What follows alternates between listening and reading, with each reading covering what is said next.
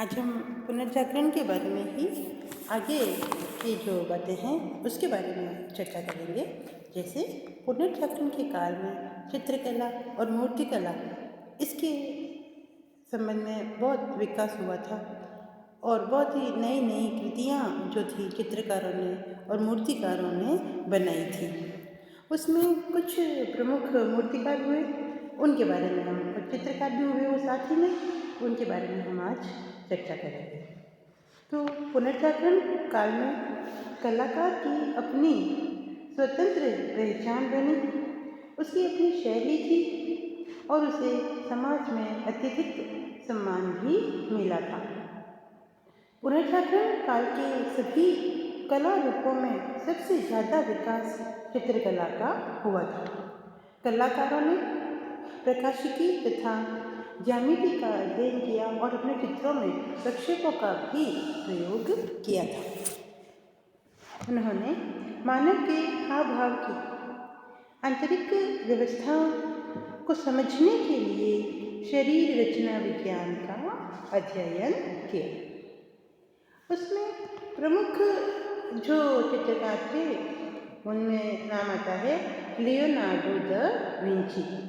Leonardo Vinci ने मानव शरीर रचना का गहन अध्ययन कर यह जानने का प्रयास किया कि हृदय अंचलों के दौरान शरीर के विभिन्न अवयव भिन्न तरह का आकार ग्रहण करते हैं। कला से इंद्रिय सुख प्राप्त करना, धार्मिक के स्थान पर भौतिक पहलुओं पर ध्यान दिया गया और कलाकारों की कृतियों में देवीय न होकर मानवीय वृत्तियाँ दर्शाई गई थी। इनमें यदि हम प्रमुख कलाकारों का नाम लें तो इटली के 3 प्रमुख कलाकारों का नाम हमारे सामने आता है। वही सबसे पहला जो मैंने अभी बताया था आपको, लियोनार्डो दा विंची। तो लियोनार्डो दा विंची जो था वह बहुत ही प्रतिभाशाली था, बहुमुखी प्रवृत्ति का था। वह चित्रकार, मूर्तिकार, यंत्रविद, वैज्ञानिक, दार्शनिक, कवि और गायक आदि अनुभवों से परिपूर्ण था। यानी यदि हम यूँ कहें कि बहुआयामी व्यक्तित्व का धनी था तो कोई अतिशयोक्ति नहीं होगी। उन्होंने एक हवाई जहाज का मॉडल भी बनाया था। उनके 2 सर्वाधिक प्रसिद्ध चित्र द लास्ट सपर यानी अंतिम भोज और मोनालिसा प्रमुख है। दूसरा चित्रकार आता है माइकेल एंजिलो। माइकेल एंजिलो के सर्वश्रेष्ठ चित्र वेटिकन यानी कि रोम के सिस्तीन गिरजाघर की छत पर अंकित है।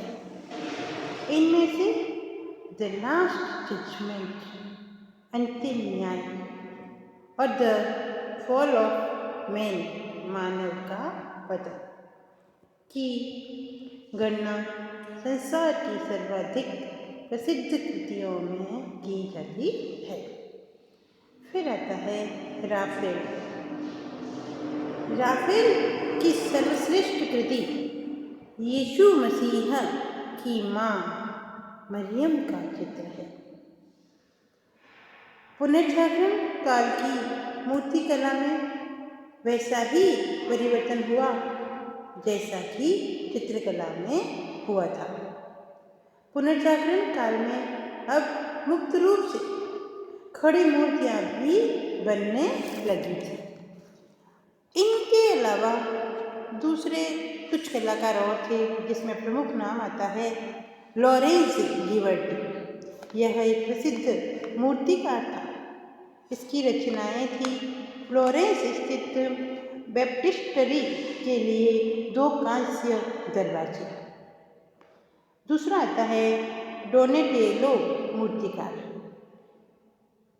डोनेटेलो एक अच्छा मूर्तिकार था और उसने जो कृतियाँ बनाई थी वो है डेविड की कांस्य प्रतिमा, सेलिन क्लोएट के शरीर के ऊपर विजय चिन्ह। ये दो कृतियाँ उसकी रही थी। इस प्रकार यदि हम कहें तो पुनर्जागरण काल में कई सारी जो कृतियाँ थी वह उभर कर के सामने आई थी।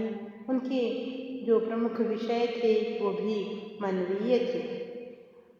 इस प्रकार पुनर्जागरण को इन सब के चित्रकारी से और मूर्तिकला से पुनर्जागरण को बल मिला और यह आगे बढ़ा। आगे का जो वीडियो होगा हमारा उसमें हम पुनर्जागरण के काल में साहित्य के क्षेत्र में जो विकास हुआ उसकी चर्चा करेंगे। आज के इस वीडियो में हम यहाँ तक ही चर्चा करेंगे। धन्यवाद।